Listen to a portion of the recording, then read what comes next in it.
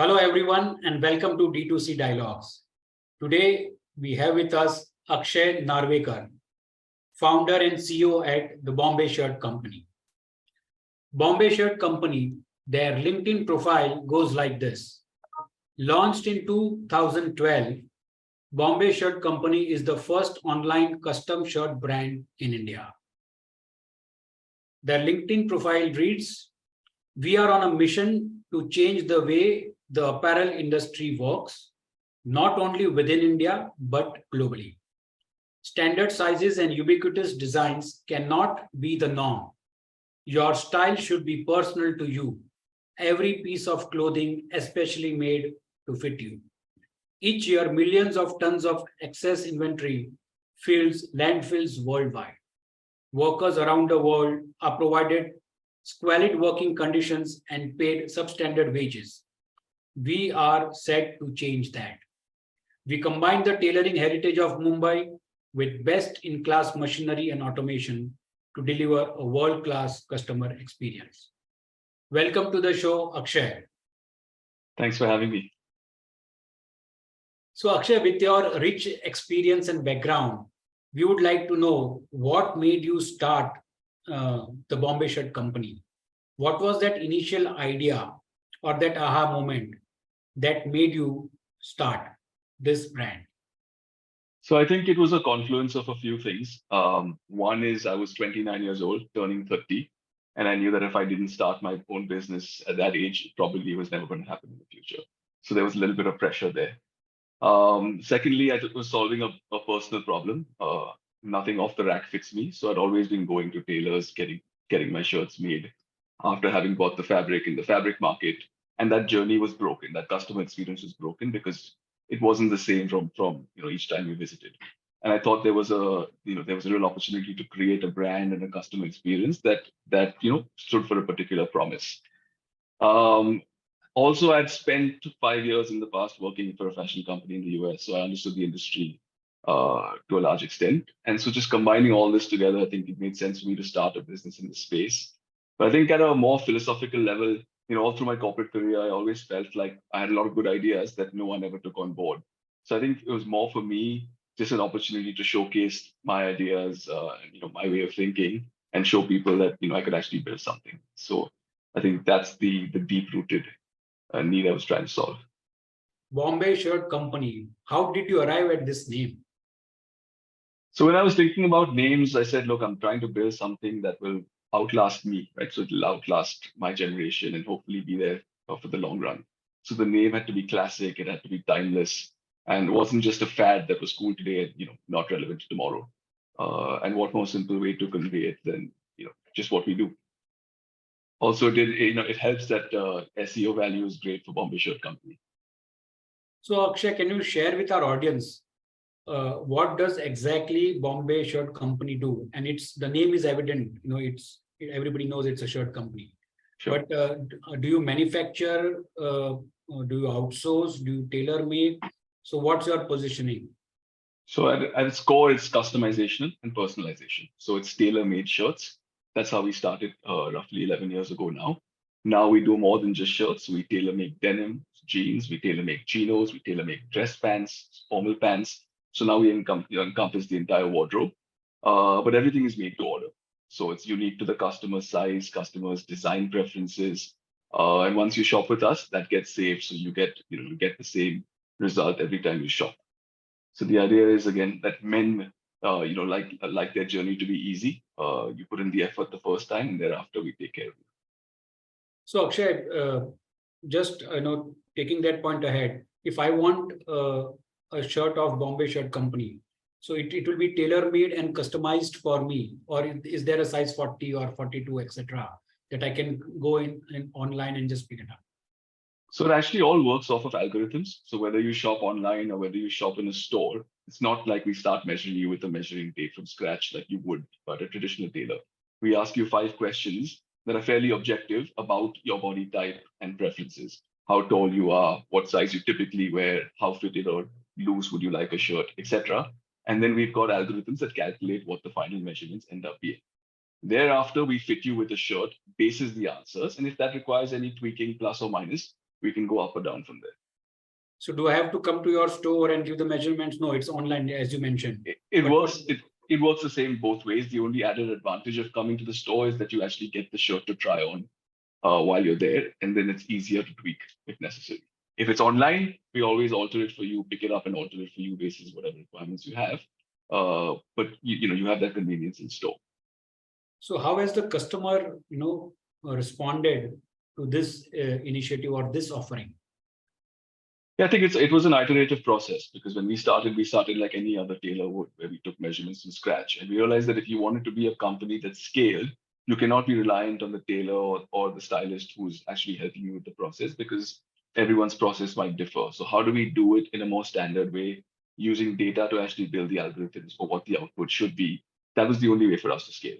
And once we started doing that and refining how the numbers finally ended up shaping up, today it's become part and parcel of what we do, and people are very receptive to it. So initially, obviously, you must have faced some challenges. What were the major challenges that you faced? And how did you overcome that, Akshay? I think the hypothesis when we started was we can build this as an online business, because at the time, of course, there were physical tailor shops all over the country, but nobody was doing it online. So that was the niche I was trying to fill. But very quickly, I realized that it's a touch and feel business. People want to come in and get measured. People want to touch and feel the fabrics that they're buying. And without a physical presence, this was never going to scale or get the kind of brand recognition that we wanted, in terms of an experience. So that was the first thing I needed to solve, because we hadn't raised any funding at the time. We were completely bootstrapped. And then to do all of that, it required obviously a different level of capital. So that was the first hurdle I failed. Of course, through the years, scaling a custom-made business, and I tell you, it's not easy. And so we've iterated, we've learned, we've fallen flat in our face multiple times. I can't even count how many times. But that's just part of the journey, I guess. So how do you position Bombay Shirt Company? Because I can say it's a bespoke experience that you give, but you are also a tailor, and you are also a tech. You use a lot of tech also, like you use algorithms for measurements and stuff like that. So where is the positioning? Other people tell me that we are positioned as mass premium. Ironically, when I started, I was very clear that I wanted to build a democratic brand. Bespoke has got this very snooty connotation, and I wanted to break that, saying that, look, we can make custom-made bespoke clothing at all price points for everybody. However, there is a challenge with doing, custom-made at a certain price point, because if you're trying to hit, let's say, an entry price point, you'd have to compromise on a few things, whether it's the raw material or the quality of the stitching, etc. And we didn't want to do that. I realized that, look, the way we're going to do it is we're going to look at what are the best raw materials that it takes to make a shirt at every price point, and make sure we're the best in that price point. So we have shirts starting at 2,000, going up to obscene amounts. So it's a wide spectrum, but again, to answer your question, I think mass premium is how we position ourselves. So starting 2000 onwards and going, upwards north. It's whatever you want to pay for a shirt. Yeah, and so how do you source? How does the supply chain happen? Like, if somebody wants an extremely premium product, so how do you do that? So again, the supply chain has evolved, as we scale. There's been no blueprint to follow of other companies who scale like a supply chain of this nature. And so we've had to learn as we went along. We actually operate on a hub and spoke model, where we've got one central unit in the outskirts of Bombay, but then we've got spokes dotted around it. So all the value-added parts of the production process happen in our central unit, and then all the commoditized part, which is essentially the cutting and sewing, happens in units that are captive to us, but surrounding our main hub. So that's how the production happens. Taking one step back on the sourcing side, we work with 12 vendors across the world as fabric vendors. And it's a very, very tight group of folks that we work with, and we work on long-term relationships where we develop fabrics together, where they hold fabric inventory on our behalf. So we can work on a just-in-time basis in terms of fabric ordering. And all of this is brought together by technology. We've built an ERP system that supports all of this over the years. Huge capital expenditure has gone into that. So it's a pretty intricate process. Like I said, a lot of iteration over the years, but we've reached a point today where this is now very scalable. So today you can process n number of orders, irrespective of, because if you compare it in the initial years or initial days and the other service providers or other offerings in the market, for Bombay Shirt Company, is there a limit to serve or to deliver the shirts, keeping this supply chain in mind? Yeah, it's limitless now for two main reasons. One is automation and one is technology. So automation is the kind of machines that we use allow somebody to be way more productive than they otherwise would have been using traditional machines. So that's on the actual physical labor side of it. And then the technology that brings it all together, right? It automates a lot of the process. It makes it seamless to be able to do multiple different orders every day. And that technology can scale to any number. So we're finally in a position today where we can scale as much as the demand caters.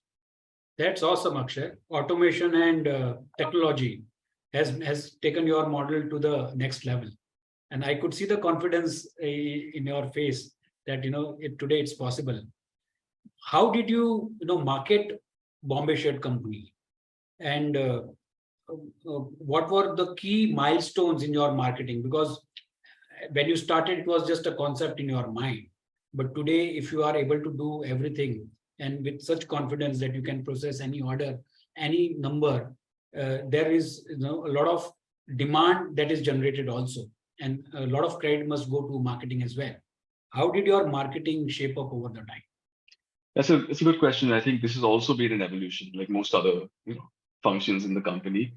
I think at the core, after being through this in almost over a decade now, I think I've come to the realization, even though this is a D2C business, it's driven more by brand than by bottom of the funnel marketing, right? By that I mean people are coming to us or walking into a store, or coming onto the website because they've heard about the brand promise of what we would deliver as a customer experience, not necessarily the exact product that you might see, right? So we're trying to build loyalty because people are associating with this promise that the brand makes. And so our focus in terms of marketing dollar, in terms of the kinds of campaigns we run, is really drawing people to that. And less so now on trying to push particular products or collections and things like that. So that's been an evolution. I think even on the digital versus traditional marketing side, there's been a lot of evolution. And we've come full circle, right? When we started in 2011, there was a healthy mix of both traditional and digital. As you progressed, it became obviously a lot more weighted towards digital. But I think we're coming back full circle now. Everyone knows in the D2C space that scaling just digital can be very expensive, which is again why offline works for us and traditional marketing works for us. So like I said, come full circle. It looks more like a traditional company, would market than a D2C company would. So can you tell us, and this has been the trend, that people start online and then eventually settle offline and then omni-channel. That's the way it is. How, where all do you manage your distribution? Can you tell us something about your online and offline initiatives and the business, how it is distributed? Sure. So when we started, like I said, in 2012, we thought we wanted to be an online first business or an online only business. But very quickly realized that in the business that we're in, that's very difficult. And so ever since then, we've been predominantly an offline business. So today we have 15 stores across the country. So roughly 7 or 8 cities, the top 8 cities in the country. We have a store in New York as well through a franchise partner. And the online business makes up about 30% of the overall business. So, the future going forward is we want to franchise.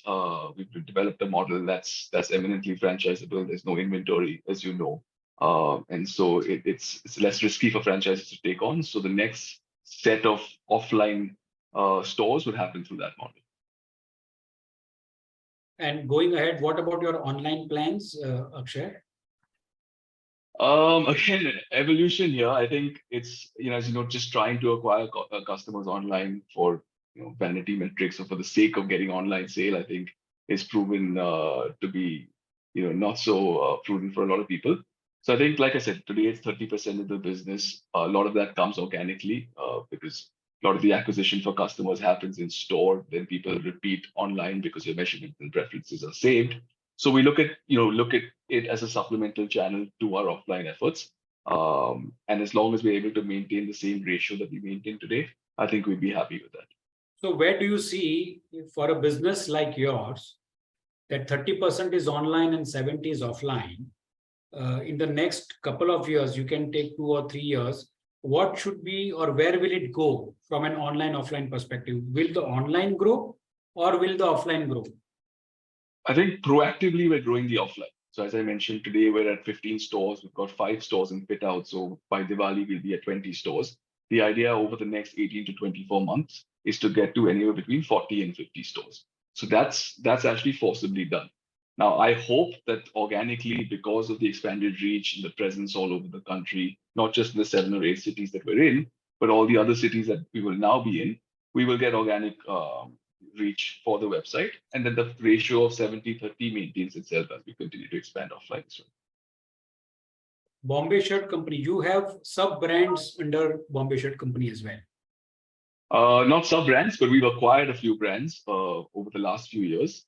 For the first 8 years of the business, we were a single brand company, Bombay Shirt Company, focusing just on shirts. But when the pandemic hit, we realized that shirts as a category was obviously going to face some headwinds. We made our first acquisition of a brand called Cora, which was doing custom-made denim, which is now obviously in our portfolio. We acquired a women's wear brand called Pause. Both these brands had been in existence for 5 years before we acquired them, so had a very loyal niche following that we thought we could expand on through our distribution. And then we have a fourth brand called City Of, which focuses on basics, so t-shirts and shorts and more casual wear. So in our portfolio today, there are 4 brands. So denim and t-shirts, casuals, etc. Also, I think you will be the product diversification will happen as already happened. You started with shirts, but now you've got a lot of offerings. This was designed or by default? A little bit of both. I think, like I said, 8 years we stuck to shirts, and we had a lot of loyal customers who said, we're coming to you for shirts. Why don't you allow us to buy other things in your wardrobe, or can you recommend us to go somewhere? And at that point, with the pandemic coming, a lot of things came to a head, and we realized that this was the right time to get into other products. So today, we're trying to offer the entire wardrobe, from shirts to pants to denim, formal pants, etc. Women's wear as well. Obviously, that's sort of newer experiment.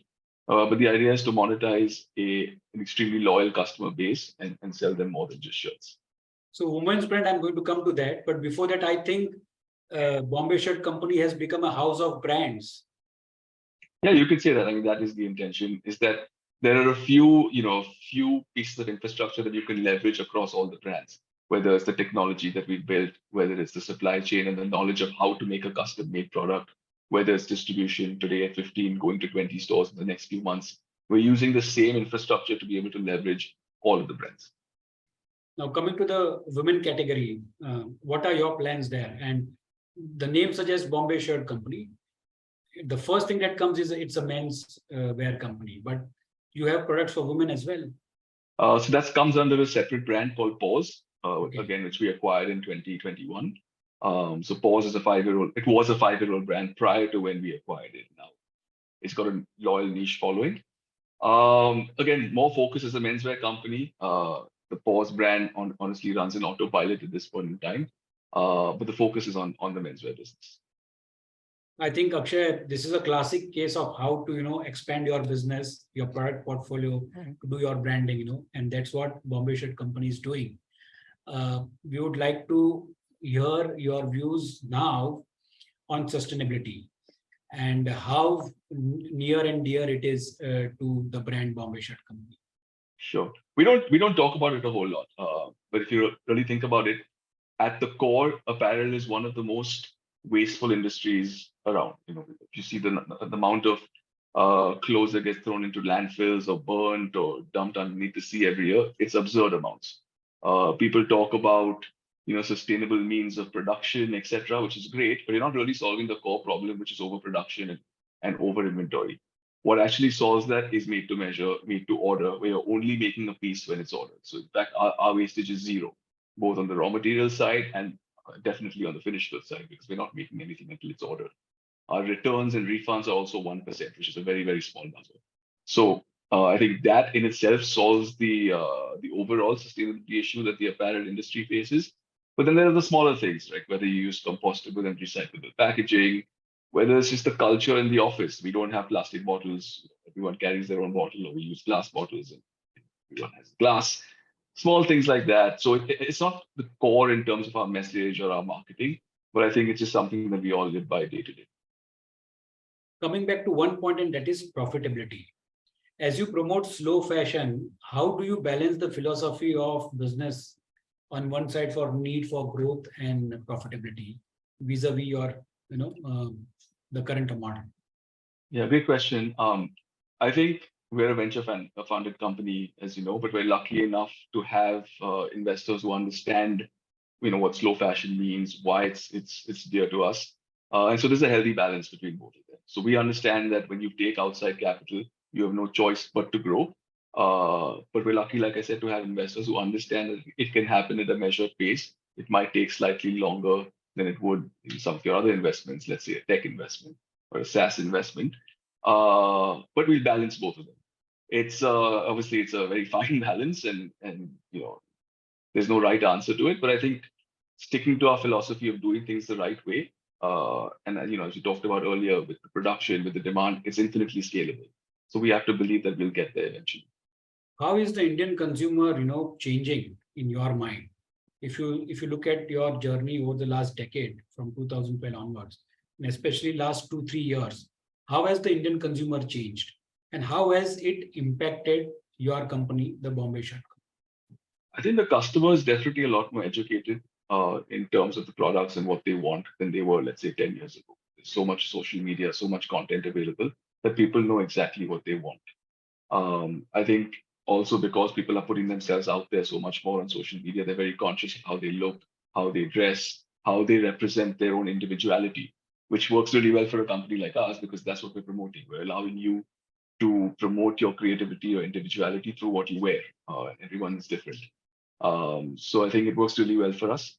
I think also customers have become a lot more receptive to homegrown brands. In fact, now they gravitate more towards homegrown brands than they would to international brands, which again is something that works really well for us. And so, yeah, it's all positive. I mean, I'm very, very bullish on the India story. You mentioned that you have opened a store in New York, and that's a franchise model, I suppose. Correct. This also tells us that my question was that how are you going to expand globally, or what are your thoughts on that? Although you already have a store in New York, how do you plan your global expansion in the near future, Akshay? Yeah, just dialing back, I think the international opportunity is, if not as large, bigger than the Indian opportunity, just because getting affordable custom-made clothing abroad is it's not possible, to be honest. So if you can build a brand that can resonate with people anywhere in the world, building it off our cost base that we had here, which is a lot lower, obviously, than someone producing it in the West, I think there's a real opportunity there. Which is why in 2015, we opened 2 international locations through franchises, one in New York, which still exists, and the other in Dubai. So launched in 2015 or 16, I can't exactly remember, but did phenomenally well. But when 2020 rolled around and COVID hit, the kind of rents that you have to pay in those markets for a franchisee is just not sustainable. So unfortunately, the Dubai outpost had to shut down. New York has then since relocated to a slightly less prominent location, obviously for rental reasons. But again, I think we've got a lot ahead of us, even in India right now. The expansion, as I mentioned, is in full force. So we'll revisit the international piece once we've had substantial scale here in India. In India. And what's your growth strategy for India? Offline, more than online, as I mentioned. Through company-owned stores, we already have 15. The idea is to take that up quickly to 20 by the end of this year. We've got malls in the work, which is something we've never done before. All our locations today are high street locations. And so we're opening our first mall here in Bombay in the next couple of months. But I think the most scalable of that is the franchise model. As I mentioned, there's no inventory in our model. So franchisees only have to put together the capex to open up the location. And then it's a service business thereafter. So I think that is the most scalable distribution channel for us. And so we hope over the next couple of years to get to closer to 100 franchises. Before we go to the rapid fire round, what would be your advice to budding entrepreneurs, and especially in this category, Akshay, where there is a lot of competition, a lot of entrepreneurs are jumping into this category, and we have seen a lot of D2C brands as well. So what would be your advice, looking at your rich experience and journey of 10 years in this associated with this brand? I think if I had to tell my young self what to do differently, I think firstly, if you don't have a product that differentiates itself, there's no point being in the D2C space. You can be the best marketer, understand everything there is to know about digital operations, etc. But if your product doesn't stand out, it's going to hit a wall at some point in time. So make sure you spend enough time upfront, making sure there's a clear differentiation for why you should exist. I think also pick a category or pick a product that you're really passionate about because entrepreneurship is not easy. You're going to go through many ups and downs. So unless you're really driven by what you do or the product or the service that you're offering and feel deeply about it, it's much easier for you to give up, right? So find something that you're really passionate about. Make sure that you're the best at it, whether it's a product or a service, and then just don't look back. Just don't look back. Okay, with this, we move to the last round, and that is the rapid fire round, Akshay. I'm going to ask you a couple of questions, and the first one goes here. Dream celebrity you would love to see wearing a Bombay Shirt Company design? Probably Daniel Craig or any James Bond. Okay, Daniel Craig, yes. Your personal favorite Bombay Shirt Company collection so far? So we recently launched a collection with a Calcutta-based artist called Bobo. It just launched a couple of weeks ago. Very loud prints, but still very wearable. And we had phenomenal response. It's great fun working on the collection, and I'm wearing the shirts now. So that has to be my favorite. Favorite social media platform for sharing Bombay Shirt Company's creations? I think our largest following happens to be on Instagram. So a lot of us our sharing happens there. But I just think that YouTube as a platform is amazing. And I'm really hoping that us as a company, we can leverage that a lot more going forward. If Bombay Shirt Company had a catchphrase, what would it be? Sorry. It would be yourself, everyone else is already taken. Nice. The dream collaboration you would love to see with a famous designer? Probably Tom Ford. Tom Ford. Okay. Who do you see as your closest competitor? I see anyone who's selling a ready-to-wear product as our competitor. In terms of we're trying to take market share from folks who are buying ready product today and saying custom is a better way to go. So anyone who's selling that ends up being a competitor for us. Describe the essence of your brands in 3 words. Minimalist, affordable, luxury. Minimalist, affordable, luxury.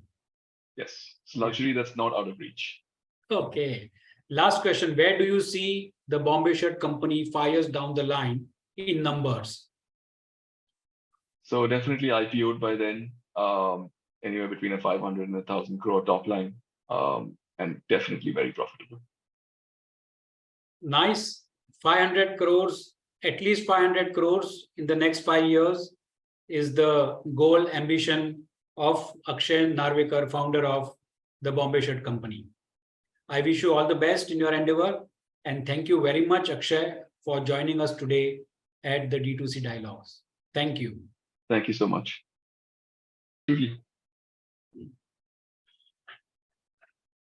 So Akshay, I have one question. Suppose I come to your store and I like a shirt, but the size doesn't fit me. So what happens next? Do you call me after?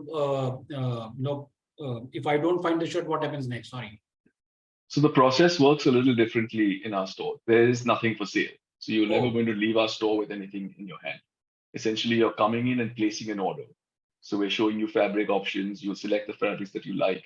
We'll help you customize those fabrics into designs after having shown you some display samples.